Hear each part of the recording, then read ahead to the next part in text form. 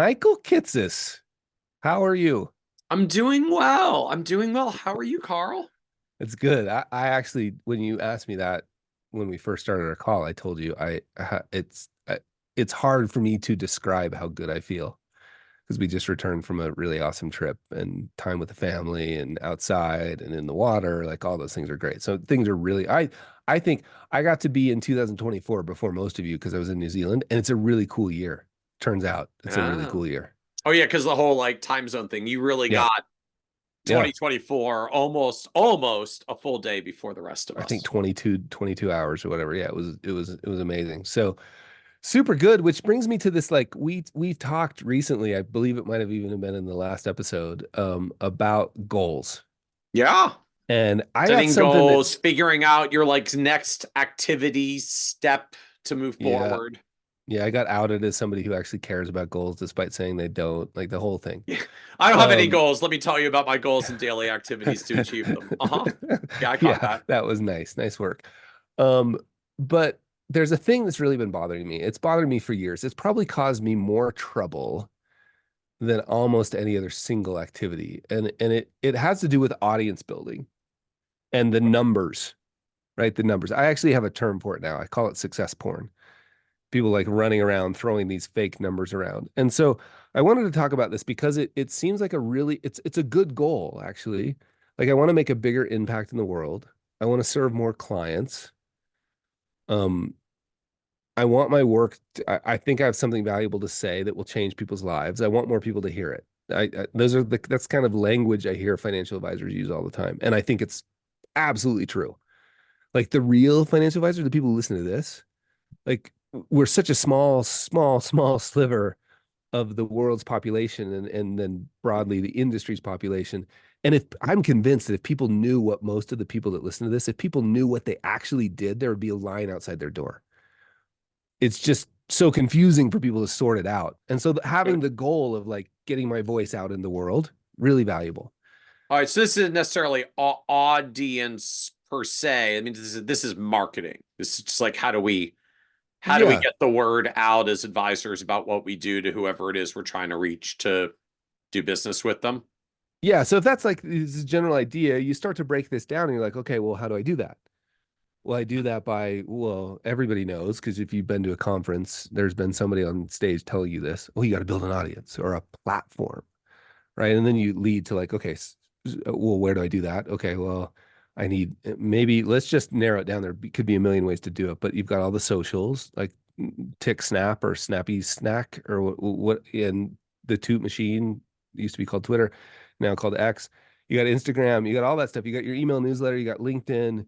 You could write for your local paper. You could do a bunch of things, but like in the end, let's just pretend like I have a goal that I want to build a bigger audience, Okay. and somebody pushes you on it and says, okay, well, how are you going to know if you built a bigger audience? And let's just say you settle. This isn't the argument here, but let's just say you settle on newsletter subscribers Okay. or Okay, build my email followers. list. Yeah, email list or followers on Twitter. Either way, let's go with email list. Email list because we don't want to build our audience on MySpace. Oh, that's right. That's not a thing anymore. So email list, and you're gonna have a number, Yep. right? And so as soon as here's the thing that's caused me all this trouble is I see people running around talking about these numbers, how many subscribers. In fact, on some and there's nothing wrong with this, by the way. On some landing pages where you'd sign up for a newsletter, it says join 16,132 people who get my weekly newsletter. Precision matters. It's authentic. Yep. Not approximately which is 16,000, which is actually 16,132. Right? which is actually the whole point of what I want to talk about. And then recently on Twitter or X or whatever it's called now, I'm they still going further. I'm still going with Twitter. Like, and I'm still going sorry, with the Mr. Boss, toot but like I'm not using a different name. and I'm going with the toot machine, so it's fine. So Toot if machine. Okay. because that's what you don't tweet, you toot. So it's it's fine. It's fine. Don't please let's just let it pass. Don't let's just let it pass. That was good too. So so you've seen all these posts on Twitter about 23 million. I had 23 million impressions last year. It's like that time of year. It's sort of like the Spotify Wrapped, thing. Like everybody's so all these numbers floating around. So like, I just want to talk about these numbers and what they do to you, like the authentic financial planner trying to change the world by building a little bit, like trying to get their voice out, like all these really good, noble goals. And then they bump into these numbers. And I want to talk about that a bit. So just I'll pause for a second. Where do you want to go? What are you thinking? um, man, I'm just thinking about this in the context of what we're trying to do as advisors, right? And just I'm just trying to get some more clients who will work with me and do business. I mean, it's a good dynamic. Like most of us, I don't think of ourselves as in like an audience building frame, but we do ultimately have some version of well, at least we're mostly trying to build some kind of list of prospects. Maybe that's some names in your database of people you've had interactions with.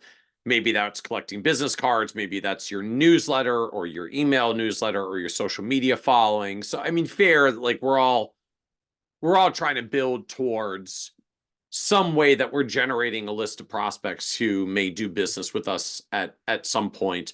And I do get your I think where you're going with this in a core point that at least in a social media world in particular, like wow, people throw out some like crazy big numbers that then when you actually think about it, like, you know, your social media post got 23 million impressions. What does that mean? Like, Right.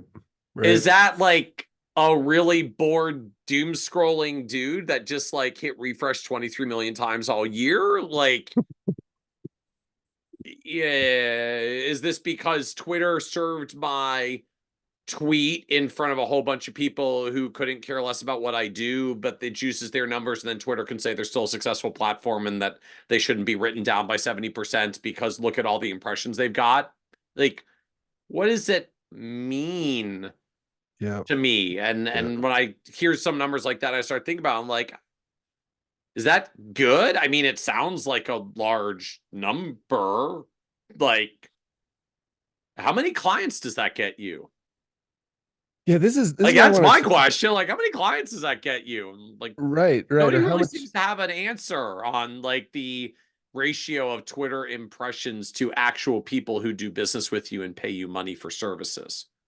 yeah, for sure. And this is kind of what I want to talk about. I mean, we know, for instance, if we shift to email subscribers that are getting a regular, relevant email in their inbox, that conversion rates go way up. But even there, what I really want to talk about is this success porn problem that I see because people listening to this podcast, their voices need to be heard, right? Like if they want them to be heard, they need to be heard.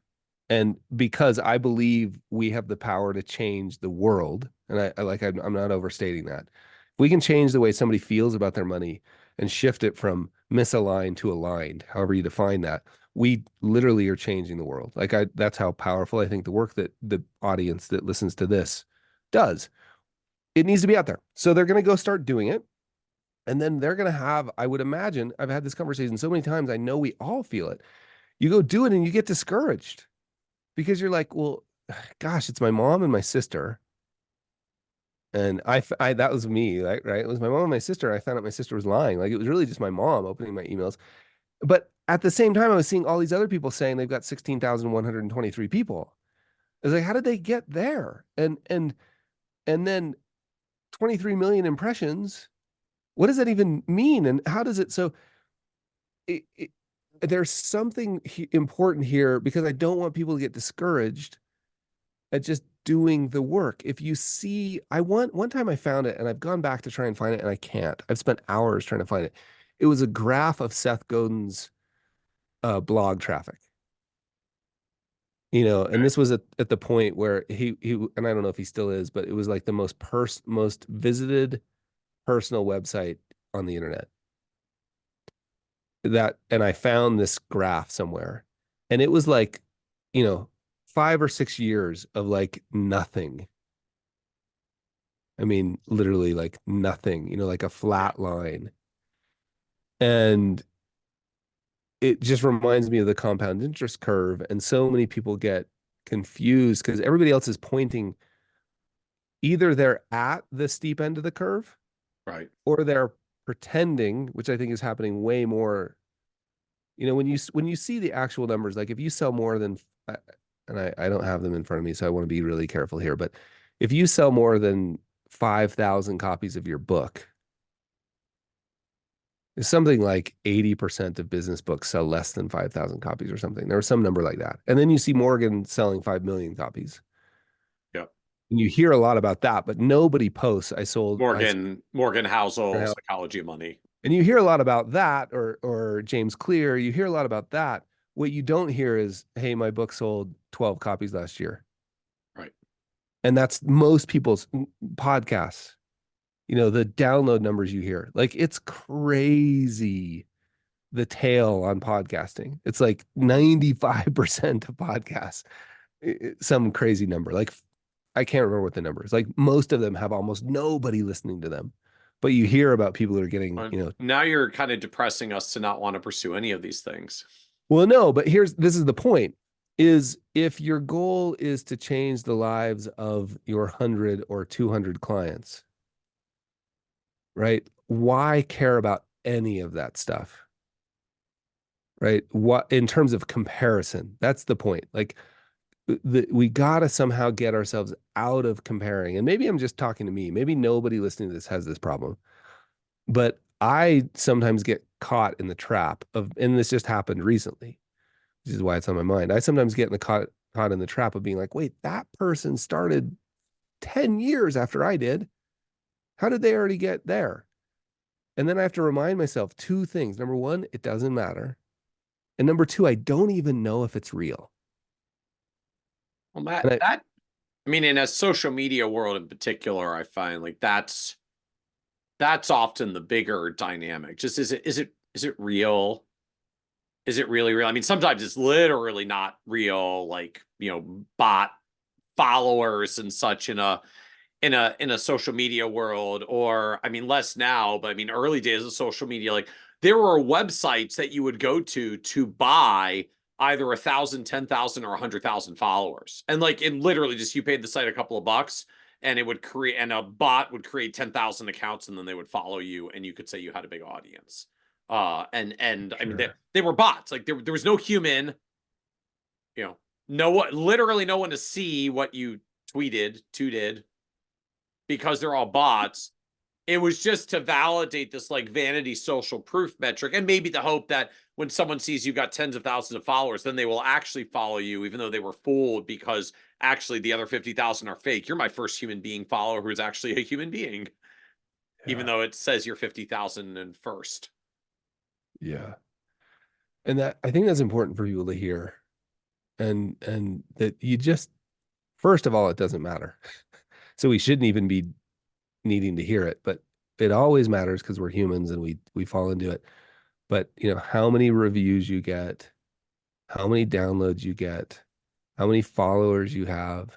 What really, really matters is like one by one doing the work. And I'm just pointing back to an email newsletter. If there's 97 people, if there's 64 people on that newsletter list and they open it, right? And it grows a little and it grows a little and it grows a little. Everybody I know who has sent a regular weekly email, everybody I know, which is almost no one because no one will do it, but everybody I know who's actually done it, that thing has grown slowly, but the impact has been outsized, right? It's really engaged. It's coming directly from them. They've got new clients. They're making an impact. But the only way they've continued is if they've sort of ignored and been really clear about the purpose and ignored everybody else. Yeah, I this reminds me, I many many years ago in like early days of um social media and email marketing, our advisory firm was doing this marketing event, like like old-fashioned seminar, retirement seminar, uh, to a list of prospects that we had built over the years. And we were working with this local CPA firm, like the young up and comer CPA firm that was big into social media and email space and had, I don't remember what it was, but like tens of thousands of followers when our company account had like 132 people on Twitter. So it was like, this was a big deal. Like, he has tens of thousands of followers. Like, let's make sure that we have, I mean, this was really the part of the conversation. Like, let's make sure we pick a space where if we need to double the room size, they can expand it for us. Mhm. Because we were going to try to do the seminar for 100, but we're not sure if like 200 plus are going to show up because he has all these people on his list. And so we do the whole co-marketing thing. We go to our list and he goes to his list. And, you know, we got like 30 something people out from our list, which is pretty good for the kinds of seminars that we did. And he got two. Mhm. Two people showed up. And it was like, you have tens of thousands of people on your list. Like, I mean, like, we made all these business growthy plans of this amazing opportunity because we were so enamored by, you know, the numbers, the outward facing numbers. And just, I mean, I never actually found out what it was. Like, I don't know if he bought them as like fake accounts or uh or just like pumped up the numbers or what. Just like, nothing happened. Like, he said he had all these prospects that were interested in his services. And then when he said something, no one cared. No one noticed and no one cared. Well, two people cared, but out of the size of his list, basically no one cared. And to me, just what it reinforced very quickly to me early on, like, this was very guiding and informative for me and how I ultimately then built my platform and built businesses, is basically like, I stopped caring about how many people are on the list and completely stopped caring about social media accounts. I literally don't look at them. Like, I have no idea who follows me on what platforms. Uh, what matters at the end of the day is how many people care what you say, Mhm. because they actually like engage with it somehow. And do they take action when you say something? Mhm. Right? It's like, if I talk about the services that I provide, do they listen and engage? And if I say, hey, you know, we're offering an opportunity for you to come in and learn more about what we do they show up? Right? Mhm. So for our advisory firm, a month or two ago, like, we decided to do a webinar to the consumers on our list, sent an email to 2,000 people, and more than 200 of them registered for a webinar in 24 hours. I'm like, okay, they're listening, they're paying attention to what we're saying. And when we invite them to take action, we don't do this often. Like, we rarely send emails like that to the list, but because we don't ask very often, when we do, they're often likely to take action. And so, you know, from my end, like, I could send that email to 2,000 people. I could send that email to 20,000 people. It doesn't matter how many people are on the list. It matters how many people are actually engaged and how many people take action. Right. So I think, like, if I sent a direct mail out, I would be lucky to get a 1% to 2% response rate.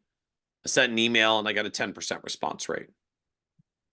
Like, It's so important. It's just yeah. so important. To me, I had a very similar experience. It was an email list that claimed to have the best email list in our whole industry. 250,000 people.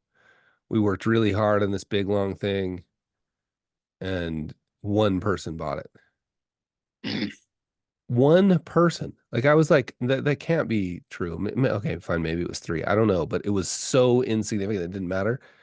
And we had an email list 1/10 or 1/10 the size.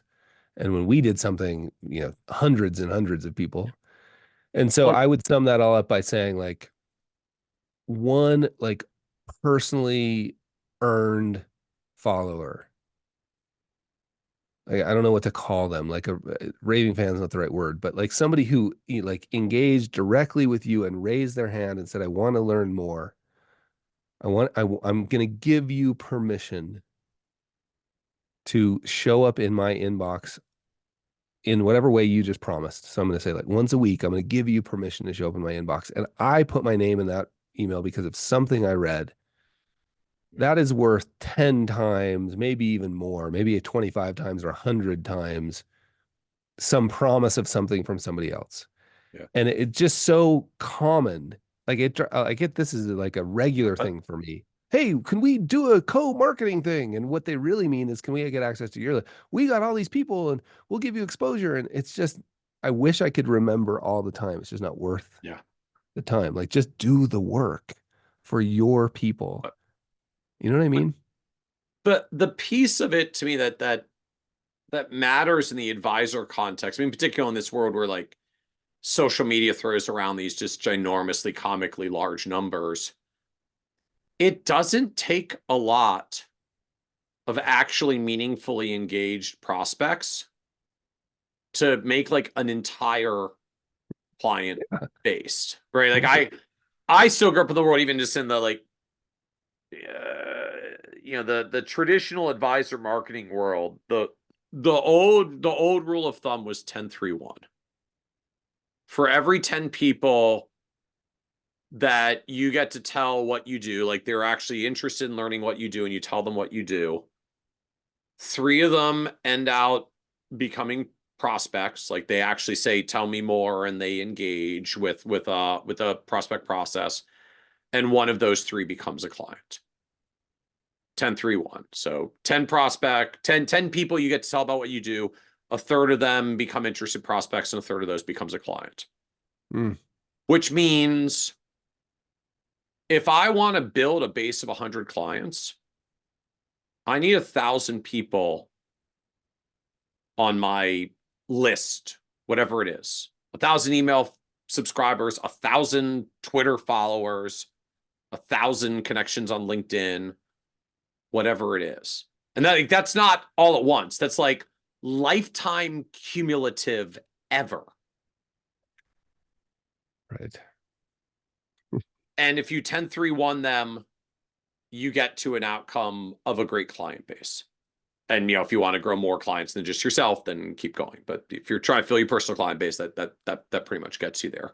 Uh and just I see a world where there's so much effort of like getting to these big numbers, or even sort of the vanity numbers kinds of effects that we've talked about. I'm like, why would you go for, why would you try to get 10,000 followers? Like you only need 1,000 people who care about what you say to get 100 clients. Sounds like a bunch of extra work to get the other 9,000 who apparently either don't care what you say, or you couldn't handle the volume even if they said yes. But realistically, they're probably not that engaged. And so to me, Yeah. just resetting, like, What's what the does it goal? take to get 1,000 people who care about what you say? So they're engaging with your tweets. They're actually opening and clicking on your emails when you send out content. When you get to 1,000 of those and you periodically tell them what you do and ask them for an opportunity to work with them, you will have a client base. You can fill your client base from that. Yeah. I don't I almost just want to say amen. And I think the only thing I would add is like, yeah, what's the goal? Is the goal to become Twitter famous, or is the goal to build a business? Because those are vastly, I like when I get asked from advisors, like, should I participate in social media? I'm almost like, well, look, let me give you another example of social media, right? Like host a monthly breakfast in your hometown and shake people's hands and talk. So you've got social and you've got media. Like that's social Wait, what's media. the media? I get your point, but like, what's the Talking. media in this You analogy? talk, you talk, talk, talk, talk, talk, talk, talk. You're a content creator. That's a media. It's a medium. I don't know if it's media, but like Oh, talking is a I'm medium. creating content at my monthly breakfast. I talk. I tell people I give people valuable information That is media. So Okay. it's social media. All I'm saying is, look, I'm not even sure, if I wanted to build a local business of 100 people or 250 people, I'm not even sure, like, does Twitter serve any purpose? I don't know. Could it? Sure. There, we all have examples. Sure. All I'm saying is keep in mind, what's the goal? Do you want to become Twitter famous or do you want to build a business? And those I two are would not just necessarily, extend that to say like you build a business by getting people who are actually engaged with what you have to say and take action when you say something. yeah. And like that's what you want to be measuring and focusing on, right?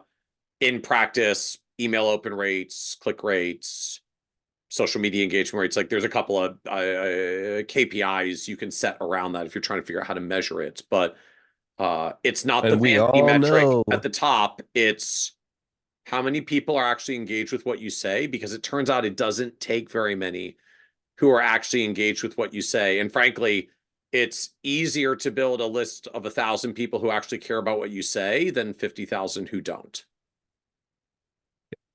yeah, yeah, yeah. And just remember the stories that Michael and I both told about the Yeah. promise. Like it just it we could both probably tell stories for days Yeah. about the promise that just it's not worth it. It's not worth it. Just if your goal is to build a business, right? Cheers, Michael. That was super fun. Awesome. Thank you, Carl. Okay, bye.